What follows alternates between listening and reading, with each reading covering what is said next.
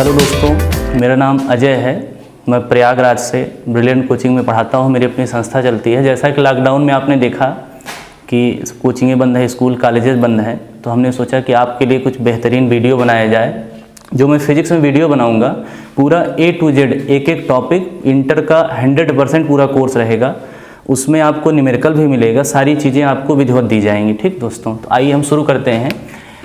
Inter में आप जानते हैं, पहले थोड़े कोर्स के बारे में बात कर लेते हैं। तो अगर इंटर की हम फिजिक्स की बात करेंगे तो आप जानते हैं फिजिक्स में 2 पार्ट है हमारा, फर्स्ट और सेकंड। और कुछ टॉपिक्स उसमें से हटा दिए गए हैं। आप जानते हैं 30% कोर्स हटाया गया है। ठीक, तो उसको देखते हुए हम 100% प्योरली पूरा इंटर की चीज़ें पढ़ेंगे। ठीक भैया, फर्स्ट सेकंड। तो हम शुरू करेंगे पहले सेकंड पेपर प्रकाश से।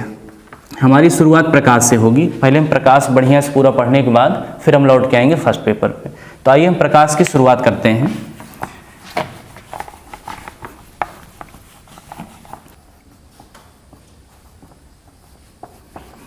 प्रकाश एक बहुत ही बेहतरीन टॉपिक है पूरे फिजिक्स का। अधिकांश लोग आपने देखा फिजिक्स से बहुत डरते हैं, जबकि फिजिक्स ऐसा सब्जेक्ट नहीं है। अगर फिजिक्स समझ लिया जाए तो बहुत ही सुंदर सब्जेक्ट है, बहुत ही अच्छा सब्जेक्ट है। अगर हम प्रकाश की बात करें, प्रकाश में कई सारी चीज़ें आती हैं। जैसे प्रकाश का अपवर्तन हो गया, प्रकाश का परावर्तन हो गया, पूर्ण आंतरिक परावर्तन उसी में आएगा, उसी से संबंधित लेंस है, उसी से संबंधित प्रिज्म है, उसी से संबंधित आपका पूरा व्यतिकरण हो जाएगा, विवर्तन हो जाएगा। तो आइए एक एक टॉपिक धीरे धीरे शुरू करते हैं। कोशिश की जाएगी आपको बहुत सिंपल भाषा में, बहुत सुंदर तरीके से समझाया जाए हर चीज़ों को। तो अगर हम प्रकाश की बात करें तो आप जानते हैं प्रकाश क्या है। प्रकाश ऊर्जा का एक रूप है। ऊर्जा की अगर हम बात करते हैं, ऊर्जा संरक्षण सिद्धांत ये कहता है कि ऊर्जा को न तो उत्पन्न कर सकते हैं, न ही नष्ट कर सकते हैं। ऊर्जा हमने कहा, जैसे आप देखिए आज के जीवन में सोलर पैनल लगाते हैं तो सूर्य की किरणें आती हैं, उनको आप उनसे लाइट चला रहे हैं, उनसे पंखे चला रहे हैं, मतलब अपने अत्याधुनिक जो चीज़ें होती हैं उसका उपयोग कर रहे हैं। तो सूर्य की ऊर्जा को हम अपने अनुसार अलग अलग प्रकार की ऊर्जाओं में व्यक्त कर दे रहे हैं। ठीक, तो इसका मतलब हम कह सकते हैं light is a form of energy. Light is a form of energy. अगर हम इस प्रकाश की बात करें तो प्रकाश कई भागों में बटा हुआ। हम कहते हैं दृश्य प्रकाश है, अदृश्य प्रकाश है, अवरक्त है, परावैगनी है, कई भागों में इसको बांटा गया है। लेकिन हमको पढ़ना वही है जो हमारे सिलेबस में है। ठीक, तो अगर हम प्रकाश की बात कर रहे हैं तो आप जानते हैं प्रकाश जो है ये अपना माध्यम स्वयं बनाता है। प्रकाश को किसी माध्यम की आवश्यकता नहीं होती, क्योंकि हम जानते हैं प्रकाश सूर्य से आ रहा है। प्रकाश सूर्य से आ रहा है, निर्वात से होकर प्रकाश आता है, पृथ्वी के वायुमंडल प्रवेश करता है, वायुमंडल के बाद ये जल में भी जाता है, कांच में भी जाता है, हीरे में भी जाता है। ये अनेक प्राकृतिक घटनाओं से गुजरता हुआ प्रकाश हमारे पास पहुँचता है। ठीक, अगर हम प्रकाश की बात करेंगे तो प्रकाश जो है इसकी निर्वात में चाल, प्रकाश की निर्वात में चाल, इसको हम C से व्यक्त करते हैं 3 × 10⁸ मीटर प्रति सेकंड होता है। इसको भैया रोमर ने बताया था, याद रखिएगा। इसको बताने वाले वैज्ञानिक का नाम रोमर है। ये कंपटीशन में भी पूछा जाता है, छोटे मोटे एग्जाम्स में आता रहता है। ठीक, तो अगर हम प्रकाश की चाल की बात करेंगे तो ये तो निर्वात में हो गई, और अलग अलग माध्यम में इसकी चाल अलग अलग होती है, जिस जिस मीडियम से ये गुजरेगा। अब बात आती है माध्यम की। हर चीज़ के लिए एक माध्यम की आवश्यकता होती है। बिना माध्यम के कोई चीज़ संभव नहीं है। अगर हम पढ़ा रहे हैं, आप पढ़ रहे हैं, तो ये मोबाइल या इंटरनेट एक माध्यम है। अगर ये ना होता तो आप हमसे जुड़ पाते, ना हम आपसे जुड़ पाते। ठीक, तो अगर हम माध्यम की बात करेंगे तो प्रकाश के लिए जिस माध्यम की आवश्यकता होती है, माध्यम मीन्स मीडियम। ठीक, तो यहाँ 2 प्रकार के माध्यम होते हैं। There are 2 types of medium. Medium 2 प्रकार के होंगे आपके। पहला सघन माध्यम, दूसरा विरल माध्यम। सघन माध्यम, दूसरा विरल माध्यम। सघन मतलब डेंसर और विरल मतलब रेयरर। सघन जो बहुत घना हो, जो बहुत घना हो। विरल, विरल मतलब जिसमें कण दूर दूर हो। तो अगर हम सघन की परिभाषा देंगे तो सघन किसे कहते हैं? ऐसा माध्यम जिसमें कण दूर दूर होते हैं उसे, ऐसा माध्यम जिसमें कण पास पास होते हैं उसे सघन माध्यम कहते हैं। ऐसा माध्यम जिसमें कण दूर दूर होते हैं। आइए हम एक ग्राफ के माध्यम से आपको समझाते हैं। कण पास पास हो, यहां माध्यम के कण दूर दूर, तो जहां कण दूर दूर होगा वो विरल हो जाएगा, जहां कण पास पास होगा वो सघन हो जाएगा। इसको आइए 2-3 उदाहरण के तौर पे हम आप देखते हैं, समझते हैं, एग्जाम्पल देते हैं। आप कभी रटिएगा नहीं कि सघन क्या है, विरल क्या है। जब एक की तुलना दूसरे से की जाती है तो उसी के अकॉर्डिंग हम बताते हैं कौन सघन है कौन विरल है। हमने कहा अगर प्रकाश किरण हवा से कांच में जा रही है, if light rays passing through air to glass, अगर हवा से कांच में जा रही है तो आप ये समझिएगा कि कांच ठोस होता है, कांच के कण पास पास होते हैं, हवा के कण बहुत दूर दूर होते हैं। तो इसका मतलब ये है कि हवा हमारा क्या हो गया, विरल है। आप जान रहे हैं दो ही चीज़ें हैं, एक सघन एक विरल है। अगर हमको एक चीज़ क्लियर हो गई कि हवा हमारा विरल माध्यम है तो 100% है कि कांच हमारा सघन माध्यम हो जाएगा। कांच कैसा मीडियम हो गया, सघन हो गया। आइए एक एग्जाम्पल और लेते हैं। हमने कहा हम पानी से जा रहे हैं वायु में, या हवा कह सकते हैं आप, ठीक है। हम जा रहे हैं पानी से हवा में। आप देखिए हवा के कण बहुत दूर दूर होते हैं, आप जान रहे हैं इसके कण बहुत दूर दूर होते हैं। तो अगर कण दूर दूर हैं तो ये विरल हो गया, कन्फर्म। अब पानी आपका क्या हो गया, इसके कण कहाँ हैं, पास पास होते हैं, तो पानी आपका सघन माध्यम हो गया, ठीक। मतलब किसी भी चीज़ को आप रटिए नहीं कि पानी कहीं कांच है तो कांच सघन ही होगा, कांच सघन, ऐसा कुछ नहीं। अगर हम कांच की तुलना भी हीरे से कर दें, कांच की तुलना अगर हीरे से कर दिया जाए तो हीरा अत्यधिक ठोस होता है, इसका मतलब हीरा यहाँ सघन हो गया, हीरा सघन हो गया। अब यहाँ इस तुलना के लिए कांच क्या हो गया आपका, विरल हो गया। तो हमको यहाँ रटना नहीं है कि कौन सघन है कौन विरल है। जब एक की तुलना दूसरे से की जाएगी तो वहीं हम आप क्लियर कर लेंगे कौन सघन है कौन विरल है। तो कहने का मतलब प्रकाश किरणें जब चलती हैं तो उसके लिए माध्यम की आवश्यकता होती है, लेकिन वो अपना माध्यम स्वयं बनाती हैं। लेकिन पृथ्वी पर आने के बाद उनको जो माध्यम मिलता है उन माध्यमों को दो भागों में कैटेगराइज किया गया है, पहला सघन माध्यम, दूसरा विरल माध्यम। जहाँ कण पास पास होते हैं उसे सघन कहते हैं, जहां कण दूर दूर होते हैं उसे विरल कहते हैं। तो बिना माध्यम के प्रकाश को समझना बहुत मुश्किल है। स्पेशली आएंगी जैसे तीन चीजें, और इसका हो सके तो आप लोग वीडियो देख करके एक बढ़िया सा नोट्स बना लीजिएगा। मैं A to Z चीजें पढ़ा रहा हूं, कोई चीज नहीं छूट रही है आपकी। पहली चीज होती है तरंग दैर्ध्य। तरंग दैर्ध्य, तरंग दैर्ध्य की अगर हम परिभाषा जानना चाहें, बहुत सारे बच्चे इंटर पास हो जाते हैं लेकिन उनको तरंग दैर्ध्य पता ही नहीं होता है। तरंग दैर्ध्य, तरंग द्वारा तय की गई दूरी, तरंग द्वारा तय की गई दूरी। आवृत्ति और चाल। तो अगर हम प्रकाश की बात कर रहे हैं, जब प्रकाश किरण एक माध्यम से दूसरे माध्यम की ओर चलती है तो आप समझिएगा उसकी तरंग दैर्ध्य बदल जाती है, तरंग दैर्ध्य बदल जाती है। इसका मतलब जो माध्यम होता है वो इफेक्ट डालता है, तरंग दैर्ध्य तुरंत बदल जाएगी। प्रकाश की जो चाल है वो भी बदल जाएगी, प्रकाश की चाल भी बदल जाएगी। किसके अकॉर्डिंग, माध्यम के अकॉर्डिंग, ठीक। कि माध्यम कैसा है उस पर निर्भर करेगा प्रकाश की चाल। लेकिन याद रखिएगा प्रकाश जिस दर से आ रहा है, आवृत्ति मतलब आने की दर, आवृत्ति मतलब आने की दर, प्रकाश जिस दर से आ रहा है वो दर कभी नहीं बदलेगा। जैसे एक छोटा सा उदाहरण हम आपको देते हैं। आप एक टार्च ले लीजिए, टार्च को आप हवा में जलाइए, क्योंकि हवा विरल माध्यम है तो टार्च की रेंज दूर तक होगी, उसकी तरंग दैर्ध्य दूर तक जाएगी। लेकिन उसी टार्च को अगर हम पानी में डाल दें, पानी सघन माध्यम है तो टार्च की जो रेंज होगी, रेंज क्या हो जाएगी, कम हो जाएगी। उसी को अगर हम कांच में वही प्रकाश जलाएंगे तो वहाँ उसकी रेंज और कम हो जाएगी। इसका मतलब ये जो इसकी स्पीड है, वेलोसिटी ऑफ जो लाइट है, वो अकॉर्डिंग टू मीडियम उसकी वैल्यू क्या हो रही है, उसकी रेंज घटती चली जा रही है। लेकिन एक चीज जो आवृत्ति है, टार्च से जो प्रकाश निकल रहा था उसकी दर नहीं घट बढ़ रही, जिस हिसाब से निकल रहा था उसी हिसाब से निकलेगा। तो कहने का मतलब प्रकाश की तरंग दैर्ध्य बदल जाएगी, चाल बदल जाएगी, लेकिन आवृत्ति कभी नहीं बदलेगी। तो ये सबसे महत्वपूर्ण क्वेश्चन बहुविकल्पी में देता है कि प्रकाश ऐसे आपको दे देगा कि क्वेश्चन निम्न में बदलता है, नहीं बदलता, निम्न में नहीं बदलता है। एक नंबर का क्वेश्चन पूछा जाता है यूपी बोर्ड में।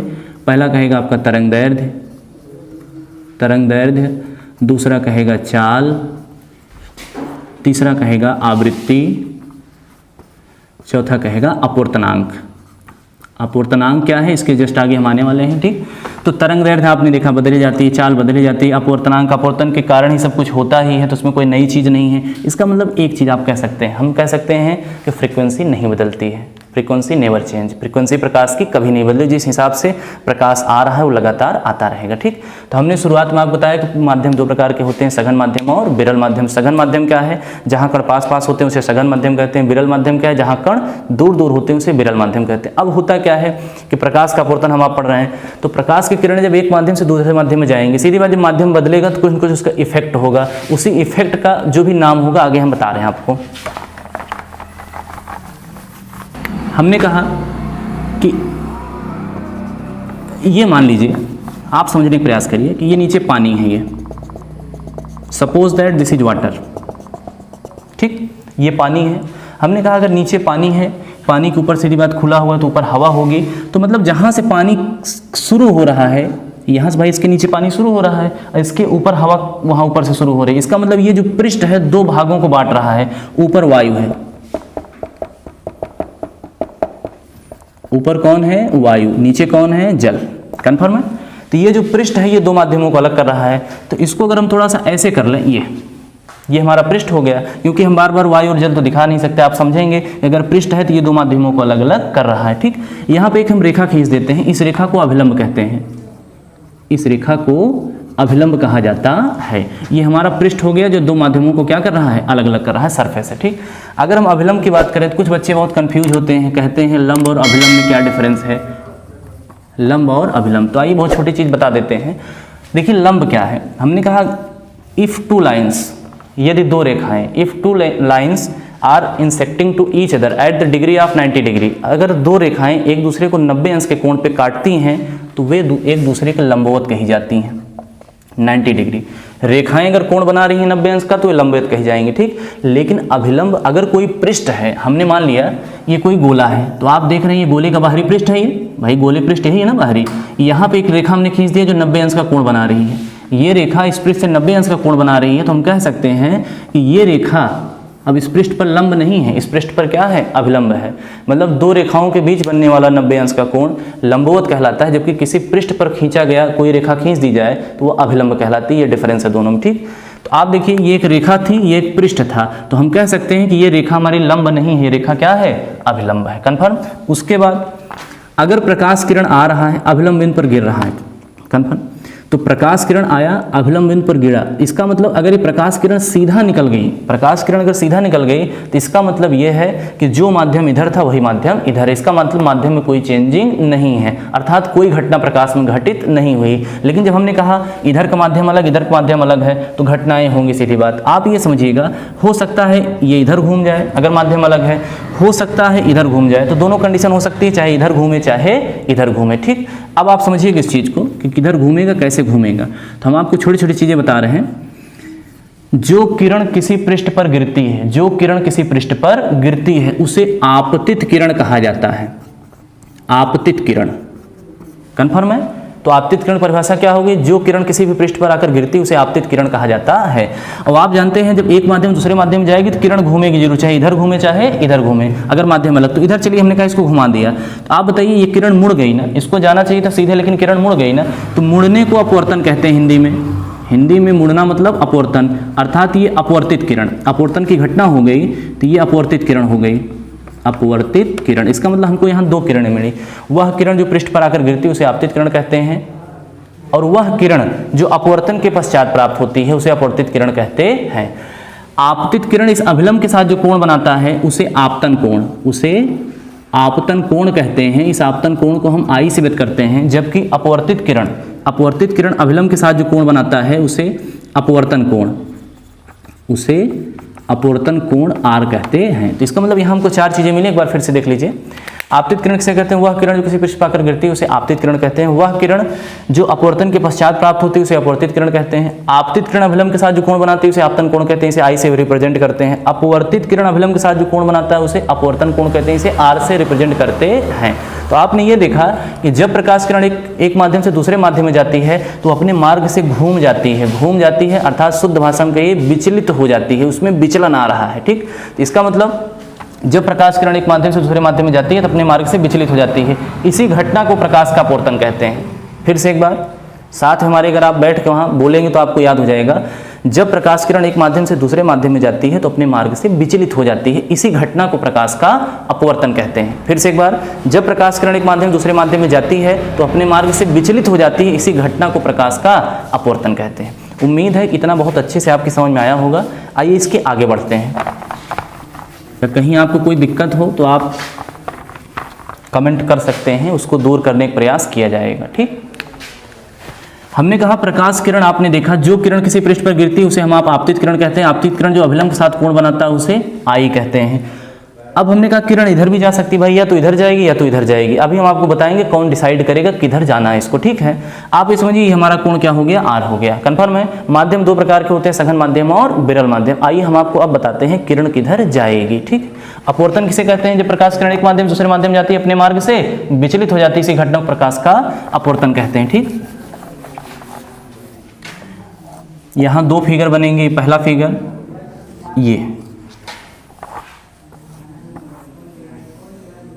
ये दूसरा फिगर। तो आपने देखा ये हमारा I है, ये हमारा R। I से क्यों बात करते हैं? क्योंकि आपतन को इंग्लिश में कहते हैं इंसिडेंट, R मतलब रिफ्रैक्शन, ठीक। तो ये आपका I हो गया, ये हो गया R, ठीक। अब आप ये समझिएगा, अगर प्रकाश किरण अभिलंब की ओर झुकेगी, अभिलंब की ओर झुकेगी, तो जब झुकेगी तो हमेशा वो माध्यम सघन होगा। जिस माध्यम में झुक जाएगी वो माध्यम सघन हो गया, तो जहां से प्रकाश किरण आ रही है वो माध्यम हो जाएगा आपका विरल। अगर प्रकाश किरण अभिलंब से दूर हटेगी तो वो माध्यम आपका हो जाएगा विरल। कन्फर्म भैया, वो माध्यम विरल हो जाएगा। इसका मतलब जहां से आ रहा है वो माध्यम हो जाएगा सघन। इसका मतलब दो ही माध्यम होते हैं, या तो विरल होगा या तो सघन होगा। अभिलंब की ओर झुक जाएगा तो सघन हो जाएगा, इसका मतलब अगला विरल हो गया। अभिलंब से दूर हट जाएगा तो विरल हो गया, इसका मतलब अगला सघन हो गया। कन्फर्म है कि कब हटेगा कब नहीं हटेगा आप जान गए, ठीक। इस पर अगर आप ध्यान से समझिए तो हम आपको एक कोड बना के दे रहे हैं, उस कोड को आप याद रखिएगा। तो ये आपको कभी नहीं भूलेगा कि अभिलंब के पास कब जाएगा, अभिलंब से दूर कब जाएगा।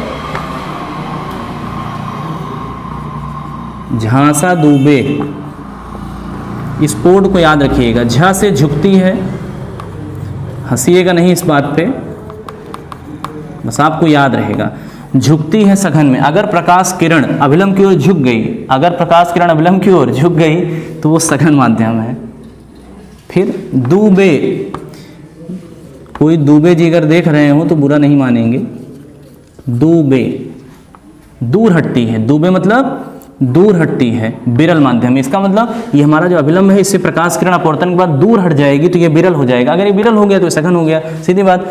हमने कहा झांसा झुक जाती है सघन, मगर ये सघन है तो ये आपका अपर क्या हो गया, विरल हो गया। ये आपका क्या हो गया, अगर ये दूर हट रही विरल है तो ये क्या हो गया आपका सघन हो गया। तो इसका मतलब हम आपको दो तीन चीज़ें क्लियर कर चुके हैं। जैसे माध्यम दो होते हैं, सघन माध्यम, विरल माध्यम। जहाँ कण पास पास होते हैं उसे सघन कहते हैं, जहाँ कण दूर दूर होते हैं उसे विरल कहते हैं। जब प्रकाश किरण एक माध्यम से दूसरे माध्यम में आती है तो अपने मार्ग से विचलित हो जाती है, अपने मार्ग से हट जाती है, मुड़ जाती है। इसी घटना प्रकाश का अपवर्तन कहते हैं। अपवर्तन किस तरीके से होता है हमने आपको पूरा ग्राफ के माध्यम से, आप वीडियो बैक करके देख सकते हैं क्या बताया, कैसे बताया। अब आप इसके आगे आइए। ये जो दूर हट रही किरण जो पास हट रही, दूर हट रही मतलब वो जो पास आ रही है, इसका भी थोड़ा सा इफेक्ट है। कैसे? अधिकांश बच्चे इसको रट लेते हैं, लेकिन आपको रटना नहीं। अगर किरण सीधा जाती तो यहाँ जाती है, लेकिन अगर प्रकाश की घटना है या अपवर्तन है तो किरण मुड़ेगी। तो हमने कहा अगर किरण मुड़ गई, यहाँ आ गई, आप समझिएगा इस चीज़ को। अगर किरण यहाँ आ गई तो होना चाहिए यहाँ, लेकिन है यहाँ। हम आप खड़े होते हैं इस बिंदु पर, इस अभिलंब पे खड़े हैं। अब बताइए यहाँ वाली वस्तु अगर यहाँ दिखाई दे रही है तो इसका मतलब दूर वाली वस्तु पास दिखाई देगी। भाई जो चीज़ दूर होनी चाहिए हमारे पास आ गई अपवर्तन के कारण। तो इसका मतलब यह है कि सघन माध्यम में जब किरण अभिलंब के पास आ जाती है तो हमको दूर वाली वस्तु पास दिखाई देती है। जैसे हम आप टंकी में झांकते हैं, पानी से भरी टंकी है, हम आप ऊपर खड़े हैं, ऊपर खड़े मतलब हवा में है। हवा मतलब कौन सा माध्यम है, विरल माध्यम। तो आप देखिए पानी से भरी टंकी में जब हम आप झांकते हैं तो उसका तल ऊपर दिखाई देता है, क्योंकि हम आप कहाँ हैं, विरल माध्यम में हैं। विरल से हम आप कहाँ झांक रहे हैं, सघन में। तो जब सघन में प्रकाश किरण जाएगी तो अभिलंब की ओर झुक जाएगी। जब अभिलंब की ओर झुकेगी तो जो दूर टंकी का तल और तल हमको ऊपर दिखाई देगा, इसीलिए टंकी का तल हमें ऊपर दिखाई देता है। अगर कोई छड़ आप डाल दीजिए पानी में तो छड़ मुड़ी हुई दिखाई देती है, क्यों, अपवर्तन के कारण। अगर टंकी की तली पर कोई सिक्का आप रख दीजिए, वो सिक्का हमको पानी में ऊपर नजर आता है, जबकि होता बहुत गहराई पे है। क्यों? क्योंकि अपवर्तन की घटना हो रही है, प्रकाश किरण अभिलंब की ओर झुक जा रही है। इसका मतलब जब प्रकाश किरण अभिलंब की ओर झुकती है तो हमें दूर वाली वस्तु पास दिखाई देती है, ठीक। दूसरी चीज, अगर हम अभिलंब से दूर हट रहे हैं, इसका मतलब ये विरल माध्यम है। इसका मतलब ये विरल माध्यम, हमारी किरण यहाँ होनी चाहिए थी, लेकिन किरण यहाँ ना होकर के यहाँ है। इसका मतलब कोई वस्तु हमारे पास होनी थी लेकिन हमसे दूर हो गई। सीधी बात, पास वाली वस्तु अब दूर दिखाई देगी। इसका उदाहरण ये है कि हम अब आसमान की तरफ देखते हैं, हमको आपको तारे टिमटिमाटे नजर आते हैं, ठीक है। तो हम आप हवा में खड़े हैं, हवा मतलब सघन है। जब हम आप ऊपर देखते हैं अंतरिक्ष की ओर तो वहाँ हवा नहीं है, इसका मतलब वहाँ निर्वात है। जब हम आप देखते हैं हवा से निर्वात की ओर तो इसका सीधा मतलब है हम आप हवा में हैं तो हम आप सघन माध्यम में हैं और निर्वात विरल माध्यम में। तो जो प्रकाश किरणें जाती हैं यहाँ से वो अभिलंब से दूर हट जाती हैं, तो जो वस्तु यहाँ होनी चाहिए वस्तु यहाँ दिखाई दे रही है। इसका मतलब दो चीजें हैं, जब अभिलंब की ओर झुकेगी तो दूर वाली वस्तु पास दिखाई देगी, जब अभिलंब से दूर हटेगी तो पास वाली वस्तु दूर दिखाई देगी। तो दोस्तों ये पहला वीडियो था और इसमें हमको लगता है कितना पर्याप्त है। नेक्स्ट वीडियो में चैप्टर खत्म हो जाएगा। आप लोग बस अच्छे से हमारे वीडियो को देखिए और सब्सक्राइब करिए चैनल को। बाकी मैं आपको पूरा कोर्स इसी तरीके से न्यूमेरिकल सहित दूंगा, एक एक टॉपिक दूंगा, आपको कुछ करने की जरूरत नहीं है, सिर्फ आप हमारे चैनल से जुड़े रहिए। धन्यवाद।